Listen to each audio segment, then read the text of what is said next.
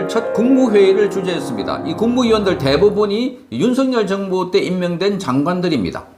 자, 오늘 이 국무회의에서 이재명은 좀 어색해도 최선을 다해달라. 자, 이렇게 말했는데, 자, 이 국무회의가 굉장히 중요해졌습니다. 그 이유는 이재명의 방탄 입법과 관련해서 이 국무회의에서 심의 의결을 거쳐야 하기 때문입니다.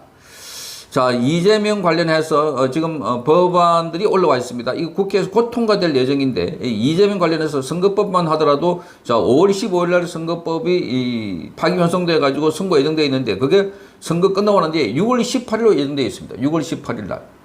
자, 6월 18일 예정되어 있으면 이 법원, 국회에서 이 관련 법원을 빨리 만들어 가지고, 그래서 이재명의 방탄법, 즉 이재명의 형사소송법을 고쳐가지고 대통령이 되고 난 뒤에 관련 재판들은 전부 다 멈춘다 하는 거 하나 있고, 또 하나는 자, 이재명의 선거법 관련해서는 자, 여기 그 허위사실 공표 이 부분에 행위 부분을 빼버려가지고 그래서 면소 조치를 받을 것이다.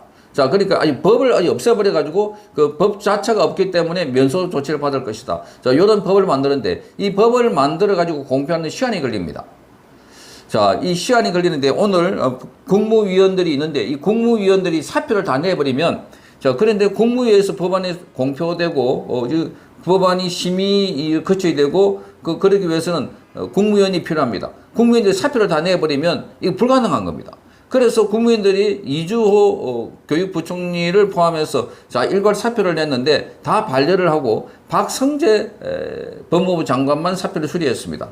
지금 오늘 국무회의에 참석한 사람이 이주호 교육입니다. 유상임 과기부 장관입니다. 조태열 외교부 장관, 김영호 통일부 장관, 그리고 강정혜 보훈부, 유인촌 문화부, 송미령 농림부, 안덕건 산업부, 조규홍 복지부, 김한섭 환경부, 박상우 국토부, 강도형 해양부, 오영주 중소벤처기업 장관. 자, 그리고 참석했는데, 자, 여기에 장관이 공석인 법무부, 국방, 행안부, 그 노동부는 차관이 대신해서 참석했습니다. 자, 그런데 이 건과 관련해서 지금 중요한 것은 바로 이 법을 통과시킬 때 바로 국무회의가 필요하다는 겁니다. 자, 국무회의 정상적인 절차라면은 국회를 통과한 법안은 정부로 이송된 뒤에 국무회의 의결을 거쳐서 대통령이 15일 이내에 공표하도록 되어 있습니다. 공표일부터 20일 지나야 효력이 발생한다고 되어 있습니다. 이 경우 재판은 6월 18일로 그대로 열리게 됩니다. 6월 18일 재판이 그런데 공표도 15일 이내에 공표해야 되고 20일 이내에 지나야 효력이 발생하기 때문에 6월 18일 날 바로 이 재판이 열려야 되는 겁니다. 이재명의 선거법 재판.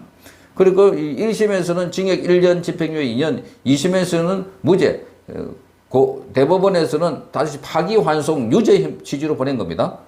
그런데 자, 이재명은 이런 통상적인 절차를 우회할 것이다 하는 우려가 나오고 있습니다. 자, 공포 득시 효력 발생이라는 조항을 법률에 집어넣으면 됩니다. 공포 즉시 효력 발생. 그 자체로는 법적으로는 문제가 없다는 겁니다. 자, 이 형식은 완벽하고 절차도 하자가 없다는데, 자, 여기까지 보면 거의 계획은 완전 무결해 보이지만, 그러나 국무회의 자체가 문제가 될 수 있다 하는 것. 국무회의. 자, 국무회의, 법령을 공포하려면 반드시 국무회의를 거쳐야 됩니다. 국무회의는 대통령을 포함해서 11명 이상이 국무위원이 출석을 해야 됩니다.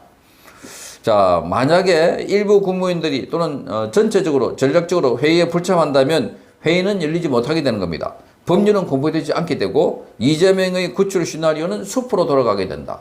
자, 이게 지금 시나리오가 시민단체들 중심으로 친자유연대에 이런 의견을 제안했고, 그리고 송국권 텔레비전도 오늘 아침에 유튜브를 통해서 이 방송을 했습니다. 그러니까 이재명에 대해서 자, 이 국무회의가 전부 다 국무위원들이 사퇴를 해버리면 국무회의가 열리지 않는다는 겁니다. 자, 현재 국무위원 대부분은 윤석열 전 대통령이 임명한 장관들인데 새 대통령이 이들을 교체하려면 인사청문회 등의 절차를 거쳐야 됩니다. 그게 한 2달 정도 걸린다고 합니다. 그동안. 자, 이미 떠날 사람들이기 때문에 여기 남아있는 사람들, 조금 전에 제가 명단을 불러줬던 사람들, 거기 남아있을 이유가 없습니다. 눈치를 볼 이유도 없습니다.